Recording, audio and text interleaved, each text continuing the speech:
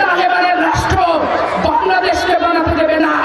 ৭১ মুক্তিযুদ্ধকে বিকৃতভাবে উপস্থাপন করতে বাংলাদেশের সন্তানেরা, বাংলাদেশের নাগরিকেরা কখনোই কিন্তু দিবে না। জামাত ইসলাম হচ্ছে বন্ডচোরা গুপ্ত সংগঠন। ওই আওয়ামী লীগের লুঙ্গির ভিতরে জানিয়ে হয়ে ঠিকই কিন্তু ওরা ছিল। অতএব এই গুপ্ত সংগঠন যদি থেকে থাকে, তাদের যদি আস্ফলন বাংলাদেশের মানুষকে দেখতে হয়, তাহলে এই বাংলাদেশের মানুষ এই একে নিয়ে ওকে নিয়ে তাকে নিয়ে মন মতো কথাবার্তা বাংলাদেশের মানুষ কিন্তু বরদাস্ত করবে না। আজকে দেখেন ৮৬-তে যখন লতিফুর রহমান এমপি ছিল, ৯১ বিএনপির আমলে যখন লতিফুর রহমান এমপি ছিল, এই চাঁপাইনবাবগঞ্জের কোনো উন্নয়ন কিন্তু করে নাই। তাহলে বসন্তের কোকিল কারা?